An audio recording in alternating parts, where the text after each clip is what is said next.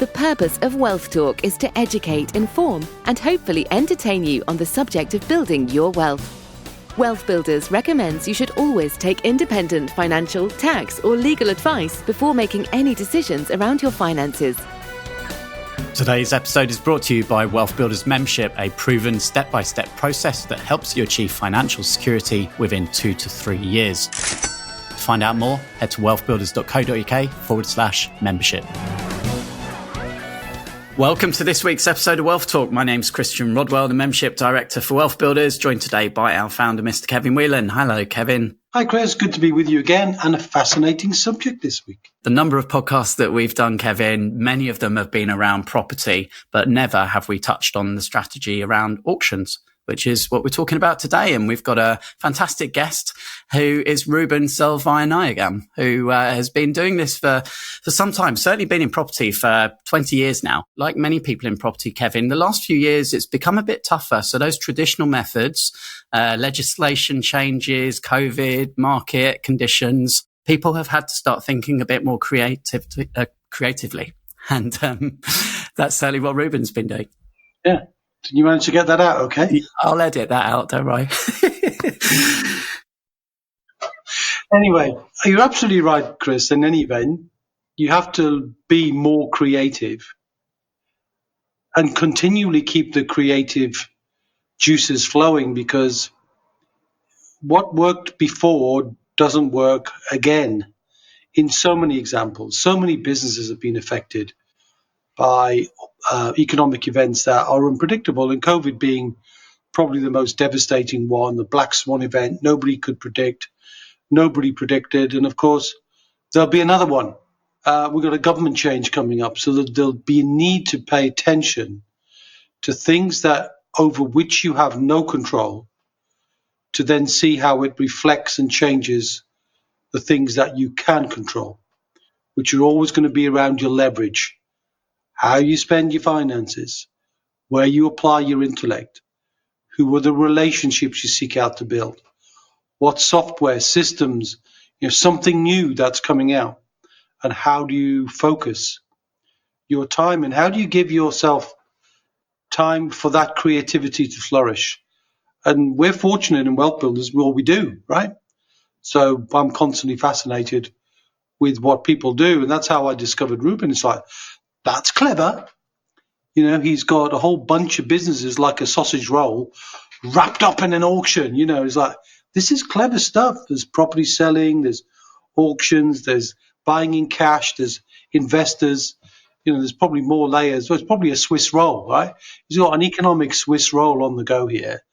And I always admire creativity when it comes from a place of genuine entrepreneurialism, genuine integrity, and willing to share it. And the fact that he's come on the podcast and is willing to share, to me, is an interesting thing. So yeah, and it's actually Ruban's first podcast interview, so he's done a great job.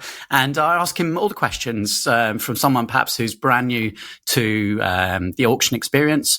And we're focusing on this episode on how to maximize your returns from buying from auctions. But actually, we've recorded a separate episode which will come out in the next couple of weeks, which focuses on how to maximize your returns when selling at auction. So today, focusing on the buying, and probably time for us to head on and hear what Ruban's got to say. Ruban, welcome to Wealth Talk today. How are you? Yeah, I'm good, thanks, Christian. How are you? I'm fantastic. And where in the world are you today? I'm based in South London, so I don't think we're too far from each other, right? Ruban, it's great to have you on. And it's a topic that we have never discussed before in Wealth Talk. So you are the privileged guest to tell us all about auctions. And we're going to actually split this into 2 podcast episodes. And today we'll be focusing on how you can really maximize your returns when buying at auction. And then we'll do a separate podcast in the next couple of weeks about how to maximize when selling. Does that sound all right? Sounds good. Okay, great. So let's kick off and find out a bit more about where did your intro to property begin? Okay, so I've been involved in property since around 2006. I originally studied law, finished that in the early 2000s, and was doing various different jobs. And I kind of fell into property through James, who's now my business partner. He was doing a lot of kind of residential buy-to-let. And I started tapping into that as a bit of a side hustle. I'm not sure if that's the right way of calling it. Wasn't meant to be my kind of full-time occupation. And then it ended up just gradually taking over. And then I moved again into buy-to-let, mainly in the East Midlands. So I was doing that for quite a few years, the kind of traditional model of buying, refurbishing, refinancing onto kind of long-term buy-to-let. And then I did a bit of traveling, came back. This was kind of at the height of the recession, really. I kind of thought, right, I'm just going to leave the country for a little while and then come back again. When I got back, the market had changed quite a lot. It wasn't as easy to kind of do buy-to-let. And I'm quite glad I kind of took that step because, a few years later, the market started to change quite dramatically in the form of kind of Section 24. So another piece of legislation, which meant that being a landlord has kind of become a lot more tougher.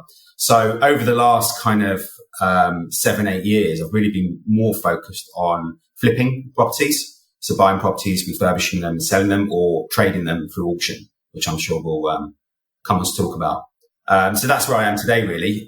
We set up Property Solvers back in 2005, but we didn't actually do too much with it. It was only since 2017 that we really kind of revved the engine again, and then did a lot of kind of direct to vendor marketing.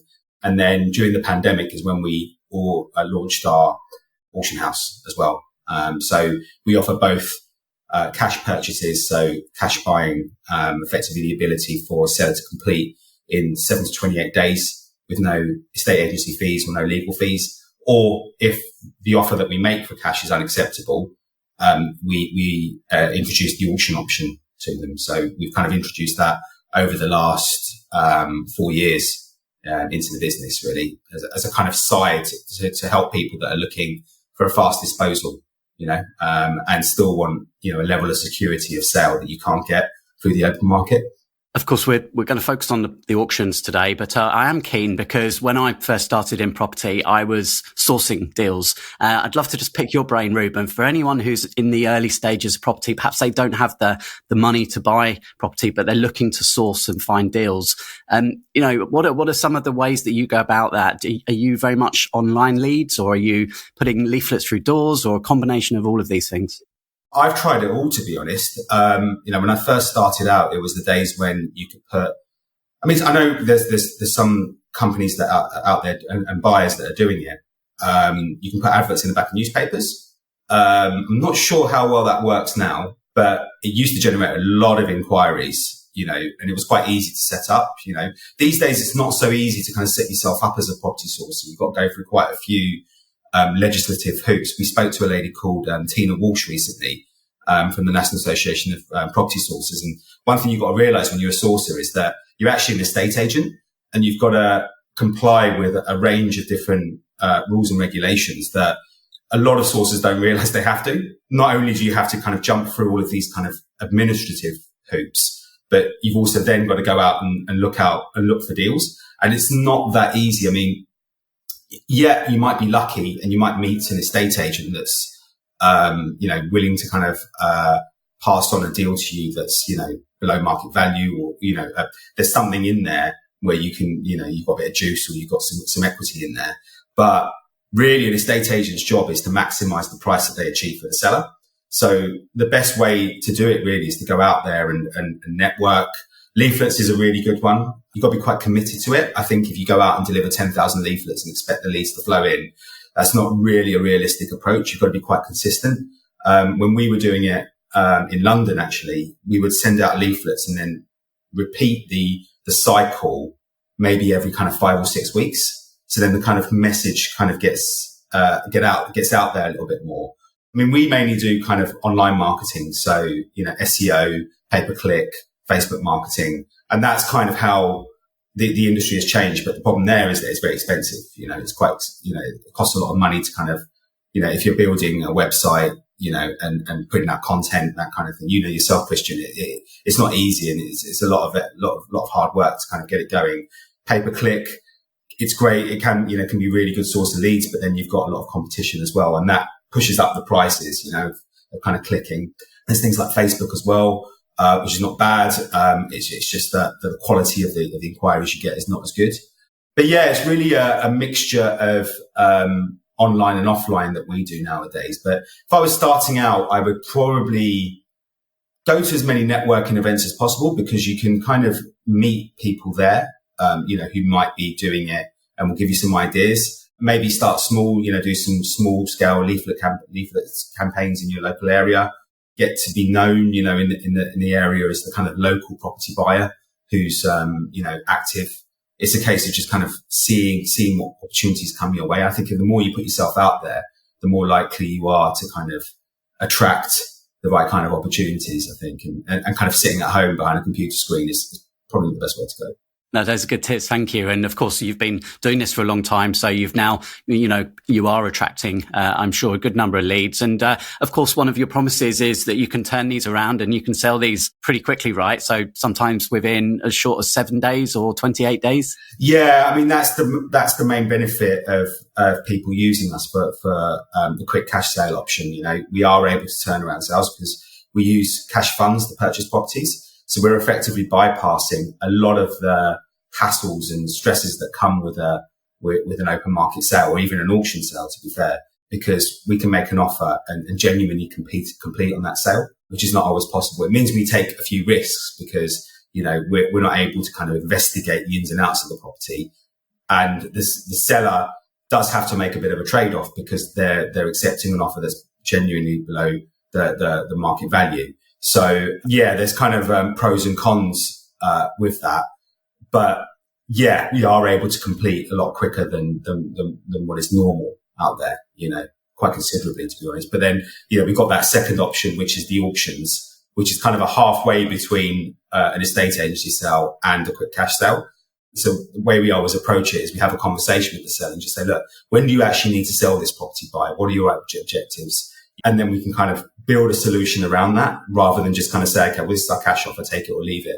If we feel that they've got more time to be able to sell the property, we'll say, well, why don't we put it up for auction? Because we can get a number of investors involved. We can, really drive up the price. And sometimes we see these prices going way above the market value even, so it ends up being a really good result for sellers. Yeah. So let's look at the auctions then in a bit more detail now then, Ruben. And, memories of auctions, right? Big room, lots of people sat there, raising their card in their hand. Are things still like that, or has the online world taken over now? The online world has pretty much taken over. I wouldn't say it's 100%, but I would say it's a good proportion of the online, the auction market at the moment. That's changed quite a lot since COVID. I think auctioneers were kind of forced to go online during COVID, and they've just kind of stuck in their ways, and a lot of buyers are now more accustomed to online bidding. Before it was a little bit kind of almost crazy, kind of like, right, I'm about to bid on a £500,000 house and just on a click of a button, like I'm buying something on eBay. But now people are just a bit more accustomed to it. And then you've also got live stream auctions as well, which is kind of, you've got the auctioneer on the rostrum, and then you've got people just bidding online. So it kind of gives that auction room feel to a degree, but you're still sat behind your computer screen. And I think that's just the way the industry's changed. I think COVID fast tracked that. And it just meant that people were just like, right, okay, this is just the way it is now. And, for an auctioneer, the amount of savings that they're making by moving it all online is quite a lot. Before they had to hire a room in central London. They have to get all their staff down there. They have to kind of, a lot of overheads to kind of, to deal with, to kind of run these auctions, So it's meant that everything is kind of consolidated to a degree. And buyers seem to be happy with it, There is something about the room, there's networking opportunities, and also, there's that ability to kind of, I guess it feels a little bit more daunting in the room. Behind a computer screen, it's very easy to just click a button, which is great for sellers, by the way. But in the room, you're kind of maybe a little bit more tense and you feel maybe a little bit more scared to bid, maybe. But yeah, it's definitely evolved. I wouldn't say in the room auctions are over, because they're happening all the time. But I think more people are accustomed to buying online. And in the room auctions, a lot of people are, doing proxy bids and things like that. So it's, it's still kind of active there, but nowhere as much as it was. Many of our listeners, Ruben, will be investing in property right now. Some perhaps have got experience of buying at auction and some haven't. What would you say are some of the benefits of purchasing property at auction? And of course, then we want to look at how to maximise, those purchases as well. Sure. The benefits, there's quite a few. Obviously, you're finding opportunities there that you wouldn't necessarily be able to see on the open market. So provided you do your due diligence, you can really find some good deals. It does take a little bit of experience and a little bit of knowledge to really kind of discover what these opportunities are. But they're certainly out there, especially at auctions. And in the current market, we are still in a buyer's market for a range of reasons, which I'm sure we'll talk about. There are probably more opportunities than there have been for quite a long time. A lot of landlords, for example, are selling up because of a range of reasons, really. It's just no longer easy to be a landlord. You've got rising interest rates. You've got the impact of Section 24. I think I heard a statistic that 95% of all tenanted properties are owned in a personal name, which effectively means that if you have got a mortgage on your property, your tax bill is probably going to be quite hefty at the moment. So a lot of landlords are just throwing in the towel and saying, right, I'm just going to, sell the property. They may have not done a lot of work on the property over the last kind of 15, 20 years that they've owned it, but still got a decent amount of equity. So they don't mind maybe taking a little bit of a hit. And often they're putting it up at auction because they think to themselves, well, I can just, dispose of this property in a relatively short time frame and get a decent price for it without having to do all the work. So there's a lot of those kind of properties going on the market. I know you spoke to Kirsty Dawkins recently about commercial property.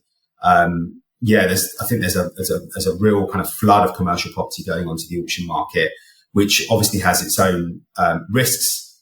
It's almost a separate world to residential, but if you know what you're doing and you really understand the ins and outs of commercial property, most commercial property sellers are going to be looking at auctions rather than private treaty. It's a very popular place for all commercial properties to be sold. We've sold quite a few in our time. So, the opportunities are generally there at the moment at auctions. Are there certain types of property that simply you can't sell through an estate agent? They have to go through auction? I would say most properties you can sell through an estate agent. The problem you have with estate agency sales, or private treaty as they're called, is that the buyers tend to not be as sophisticated. So, we've sold properties that need work and things like that through our estate agent. What happens is that you often get buyers turning up and just kind of combing around the property with a magnifying glass, just picking at holes and just saying, well, I don't know if I'll buy this house anymore. Whereas with auction, you're kind of holding the buyer's feet to the fire and just kind of saying, look, we're able to get you a pretty good discount on this property because it needs the work that you require. So we need you to commit to the sale. Generally at auctions, you're going to be finding properties that need work. As I mentioned, a lot of landlords, they've let out the property for, let's say, kind of 10, 15 years. They haven't really done that much work to it. To refurb a property at the moment is quite expensive. So they're thinking to themselves, well, I'll just get rid of this property rather than kind of refurb it and put it on the open market, because that is the way to maximize the price. If you have got the time, the effort and the funds, it can be a wiser idea to kind of, right, I'm going to fully refurbish this property, put in a new kitchen, new bathroom, and then maximize the value you get from it. But you've sometimes got to balance it out and think to yourself, okay, well, how much time is it going to take me to do this? Am I going to be able to manage all the trades and afford everything, and what is the difference in the price really? So if I'm going to spend like £40,000 on a refurb, am I actually going to genuinely add more value to this property or not? So we often have that conversation with sellers because they're kind of umming and ahhing about what to do. And we just say, look, because we're doing refurbs ourselves and we've seen over the last few years how much costs have increased. There's often a bit of a balancing act to kind of figure out whether it's actually just worth just selling the property at auction or, taking it off the market and just refurbing it and then putting it back on the market to sell. I guess that's, it's a combination of thinking about whether you want the capital and how to deploy that or whether you want the cash flow. And we focus a lot on recurring income at Wealth Builders, but I guess rents are at all-time high at the moment, aren't they? So as you say, if you can refurb it to a high standard, then perhaps you can get some really good cash flow. Yeah, I mean, rents are definitely increasing. And I think that comes down to this whole supply issue. The problem that a lot of landlords have is that if they own the properties in their personal names, it just makes it very difficult to even if you are increasing your rents, you're limited to the amount of mortgage costs that you can offset against tax at the moment, as a result of Section 24. So even if you are increasing your rents, if your mortgage costs have gone up, you're still going to be struggling because your tax bill is going to be so high, you know? So you get all this money and then suddenly it's just disappearing in tax. So really, if you're buying if you're buying buy to let, 100% buy for a limited company. Anyone that tells you anything different doesn't know what they're talking about. Would you mind walking us through the process then of buying at auction? So first step, I guess you've got to register with an auction house. So with Property Solvers Auctions, what's the process for someone to be able to purchase a property that's in auction? Yeah, so we obviously have our own property portal, but we would market properties on Rightmove, Zoopla. We've got UK's largest LinkedIn group as well. So our properties kind of go across the web, but a lot of people visit our website as well and find out about the stock we're selling. Essentially what will happen is they would register their interest. Typically, most people want to see the property first. You know, they want to organise a viewing, which absolutely we can do. We can do viewing 7 days a week. So that's usually the first stage, is go and see the property, see if there's genuine interest. I mean, this is a process that most auctioneers would follow as well. So it applies not just to us, to any kind of auction property. You know, you go and see the property. If it's something that you like, there should be an inquiry line. So we've got our own 24-hour inquiry line where people can get in touch, ask as many questions as they've got, you know, with regards to the property, find out more about, the auction dates, what's going to happen. So there's a process that we go through with the seller, which we'll talk about probably on the next podcast. But really, we aim to prepare the property in the best possible way, because ultimately our client is the seller. But we also have to kind of make sure that all buyer inquiries are dealt with in the right way. So with the seller, we would already have organised an auction legal pack. So because the buyer is committing to the sale, they really need to understand all the ins and outs of the property before the hammer falls. So if they're going to bid, they need to kind of know, right, okay, are there any issues with this property, legally speaking? Are there any physical issues that I may need to deal with once I've purchased this property? So, you know, you need to make sure that you know everything that you're getting into. The slight risk with auctions is that you don't know sometimes. There's sometimes a few grey areas that you're not sure about. But that's the whole reason why you're buying at auction, because typically you're going to be buying at a healthy price. So you're kind of factoring in these risks that come with buying at that kind of level, you know. Does a buyer have the opportunity to carry out a survey if they want to before? Yeah, it's you know, we wouldn't object to that, and most sellers are fine with it. The problem is that there's no guarantee that you're going to win the auction, you know. So, you know, you could end up spending a fortune on surveys and not actually buy anything, you know. So it depends on the property. I mean, you can there's a lot of telltale signs with properties. You know, for example, if you walk around, you see some kind of suspicious cracks, or you see some Japanese knotweed, or you can see some signs that, you know, make you believe that there's something's not right with this property. You don't really need a surveyor to kind of come around and tell you that. And then there's obviously a lot of online checks that you can do. You know, you can check things like flood risk. You can check things like, a number of different things you can check online. You know, these days, the ability to do online due diligence has never been better. So there's a lot you can research, in addition to kind of sifting through the legal pack. A surveyor might be needed if, for example, you've got a property and you're thinking to yourself, okay, well, maybe I can convert it, or maybe it's a commercial with a residential, and you're thinking to yourself, okay, is there a permitted development opportunity here? What would I be able to do with, you know, extending it and things like that? So you might want to get a surveyor to just kind of make sure that you can do it. But especially if it's a property that's going to be popular at auction, you know, you can end up spending the money and then not winning at auction. But I guess that's a risk you take to be part of the game, I guess, you know? Yeah. And again, just asking as a novice really in this area, do you have as a buyer, do you have any indication how popular this property might be until you actually begin?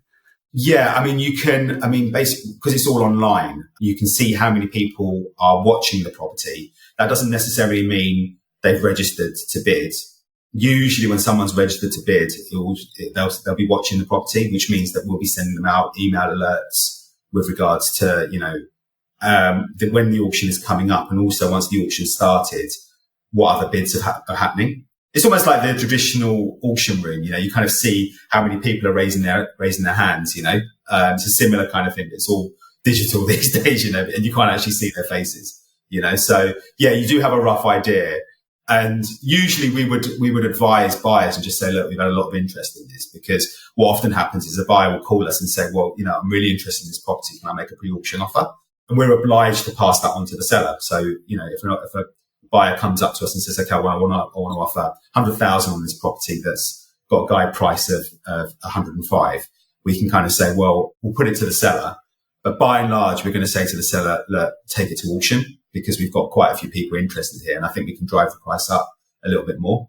And still the buyer is getting a good deal. It's at the end of the day, the buyer's kind of thinking to themselves, okay, maybe I can try and nab this one for a little bit lower than the guide, And sometimes sellers accept it because it does mean that we can get going with the sale. If we put a property up for sale in week 1 and we get an offer, within a month we're completed on the sale. So for the seller, it's great. They've got a price that they're happy with, buyer's happy. So kind of a win-win. With the auction software, Ruben, if I was perhaps, I'd registered, I'm logging in, there's a couple of properties that I know I want to bid on. With buying stocks online, you can put stops in. So you can say maximum price, do you have that ability as well? So you could almost have the software to go up and automatically bid until a certain price? Yeah, it's called proxy bidding. It's a similar kind of thing to the stock market. That's the thing with auctions. It's there's no limit to how much you can bid up to, and the property is sold once it's hit its reserve price. So, but we've seen not so much over the last couple of years, but in the past we've seen prices go way above their guide prices, and we're quite realistic with our pricing as well. We don't tend to price really low in order to attract a lot of interest and things like that. We kind of say, look, this is what we feel we're going to sell this property for, and often that's what buyers and sellers both agree on. And then we can kind of try and push the price up as much as we can. But often, it comes down to how much demand there is for that particular property, and how much opportunity there is, So, if it's a property that's in a really good location, there's potential to add value in different kind of ways, then you're going to get a lot of buyers coming in and probably a bit of a bidding war happening. But there's no actual limit to how much people can bid up to. So say, for example, you said, okay, the most I'm willing to pay for this property is, to use our example before, £100,000. Then that's it. You can say, right, that's going to be my top. That's it. I'm going to sit back and just see if it goes above that. I'm out. You can do that. And when that virtual hammer comes down, what's the commitment then on the buyer side? Okay, so we've got 2 different types of auctions. The first one is the 28-day unconditional sale. And that's the traditional auction. So the hammer falls and you've effectively exchanged contracts. So you have to pay, as a buyer, you have to pay a 10% deposit, a reservation fee, and then you have 28 days to complete on the sale. So that effectively means that you have to get the sale done. Sometimes buyers delay things once they've exchanged on the completion, but then there are financial penalties. So for a seller, it's good because even though they're probably taking a bit of a hit on the price, it just means that the sale is going to get done. There's not going to be this faffing around or toing and froing between solicitors and buyers, kind of gazundering and all that kind of stuff. It's going to be a firm commitment to purchase. It's very, very, very rare that a sale falls through after an unconditional exchange. And so just a question there, if the buyer does default and doesn't end up purchasing, who gets that 10% deposit? It has to go through some legal shenanigans, but effectively the seller can keep it. Yeah, effectively, long and short story. But, often if you go up to a buyer and just say, well, you're about to lose quite a hefty sum of money here, the buyer will find a way. In most cases, it comes down to the buyer trying to organize mortgage finance in 28 days, which by and large is going to be, I wouldn't say impossible, but very, very difficult. So often it comes down to the buyer organizing bridging finance or, finding the money somehow to be able to complete on the sale. We've only had it once where the buyer has just said, no, I don't want to complete anymore. And then we ended up taking the buyer, well, we ended up taking legal action, and effectively the buyer paid a penalty, so it wasn't good for the buyer that pulled out, basically. So if you are buying, realize that you are genuinely committed to purchase. If you're exchanging contracts, it doesn't get more secure than that, So looking at our sort of checklist of how you can maximize your returns when buying. So doing your due diligence is definitely the first part. Would you say making sure you got your finance sorted is another key part then? Absolutely. Yeah. I mean, so when the hammer falls, you need to have the 10% ready to pay. That's 100%. You can't avoid that. We give buyers 24 hours to organize it, but most are paying us on the day of the auction. But there is a bit of a window to sort that out. But you need to definitely have that money in place, because if not, then you're in breach of contract. So these are all in the terms and conditions that you would need to sign before you're able to bid.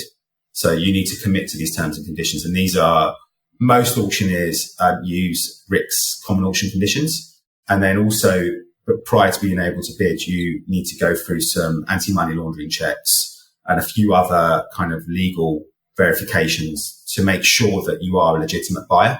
Auctions, because there's so much money going through the system, there is a lot more regulation that's coming into play in our industry. We've had to go through quite a few checks and balances over the last year or so, just to kind of make sure that we're compliant, because it's kind of an industry that's quite ripe for a bit of corruption, I guess, So as auctioneers, we need to really check the credentials of the buyer before moving forward. So you need to have that 10% in place, and then the ability to complete on the sale. So the remaining 90%, within the 28 days. And most auction buyers who are seasoned, they know the story, they know what they need to do. So very rarely we have problems, but they can crop up. And what happens is if that 28-day time period is missed and the buyer isn't able to complete, the seller can impose certain penalties. So that's in the terms and conditions as well. So there will be late penalties as well if the buyer doesn't complete. Okay. And what are some of the other tips and tricks, if I can put it that way, of buying? So is there anything that we've not discussed that you might recommend to someone to really get the most out of their purchase? I would say just really get out there, go and visit the property, understand the industry that you're working in. So if you're, going to networking events and understanding the different angles that you can find with buying property, then you're going to be ahead of a lot of other buyers. There's plenty of opportunities out there in commercial, for example, to convert them into residential. But you've got to understand the rules of the game in order to be able to do that effectively. So if you can see a planning angle that others can't see, they're going to be sitting back wondering, why is this guy like bidding on this property? And what am I missing here? So really kind of educate yourself and understand, okay, well, what can I bring to the table here that others aren't seeing? There's plenty of opportunities to have a look at land, commercial property, permitted development, all those kind of things. So, really, as I say, get to know the type of property that you're looking to buy, and see where you can get the edge. Fantastic. Well, it's been fascinating discussing this with you, Ruben. And of course, we're going to come back with a second episode where we focus more on the seller's side. And if anyone would like to kind of check out online a bit more about what you do and your auction house, Ruben, where's the best place for them to head? I would just say Google Property Solvers Auctions. I'm on LinkedIn. It's Ruban Selvanayagam. We also run the largest LinkedIn group for property investors. If you just look up UK property investors on LinkedIn, you'll find us. So feel free to join us there. And contact me, DM me. I'm happy to have a little bit of a discussion with regards to, what your own objectives are. We do also deal with private investment as well. So if you are looking to invest in the properties that we're buying, we are actively looking for investor partners as well. So if that's something that you're interested in, feel free to drop me a line. We can have a conversation about that. Great. I'll pop all of those links in the show notes of today's episode. So thanks again, Ruben. Yeah, likewise. So lots of information from Ruben there, and we will pull out some of the wealth lessons as we like to do, Kevin. Before we do that, we've had a new review come in, and I'm going to read this out because we appreciate everyone who takes time to put some words online for us. And this one's from Alan. Alan says, I've been in touch with Kevin and his team for over 2 years without actually doing business yet. However, Kevin has always found time to answer my messages and hold informative initial video calls to clearly explain the SSAS process without pressure, but complete professionalism. I would be recommending Kevin and his team at every opportunity. That's nice. I mean, I think we've had a similar theme in recent episodes, haven't we, where people have given testimony to how relaxed we are. We're focused. We want people to build their wealth. And of course, commercially, we want to attract as many members as possible so that we can serve more people and help them become financially independent. SSAS is one of those tricky things that takes a while to get your head around. So we know that sometimes can take, how long has it been? 2 years, you say? We'd certainly expect the wheels of circumstance to have changed in 2 years. So 2 is unusual. A year is not uncommon. But if you think about, 2 years ago, 3 years ago was COVID, right? So 2 years ago, all sorts of things can change. Job changes, property changes, tax changes. So many different things can conspire to hold people into a place where they just can't give themselves time to do that. And there's a time for everyone because you can't build wealth unless you give it time. You have to give yourself the freedom to be able to explore new things. And it's interesting that auctions are not new. They've been around, forever, haven't they, really? But the way they're being done now is fascinatingly different. I bought a property at auction, Chris. I remember I was in the room, with the auction going, all said and done, bomb, and the gavel comes down and off you go.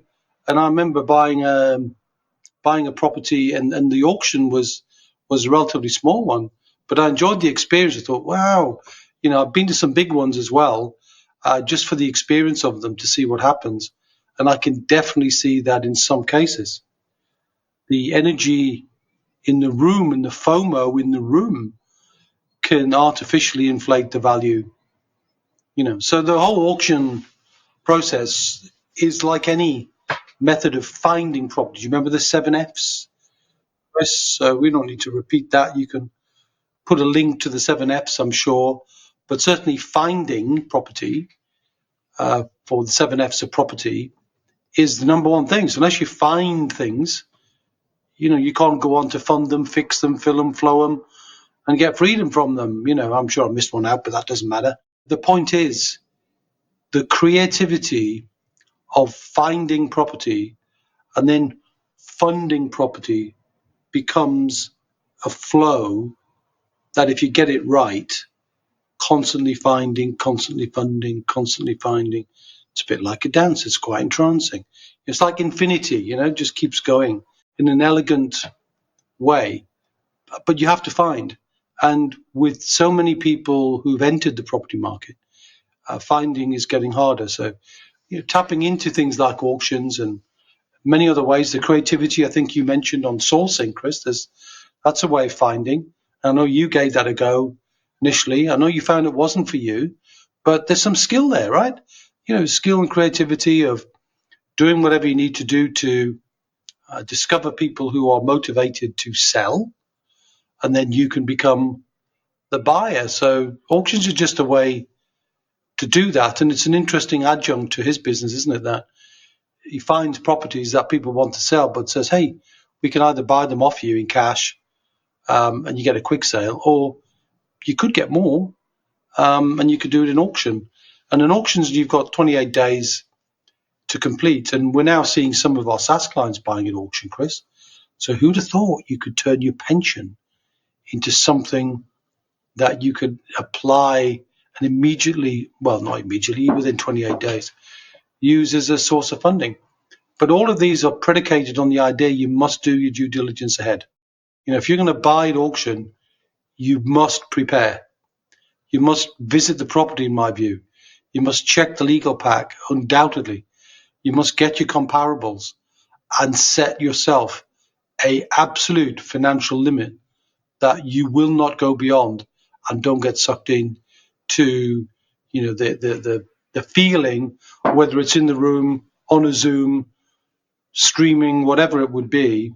It's important to stick to your due diligence process and not get emotional about it, not get FOMO about anything, but keep to good, solid financial principles.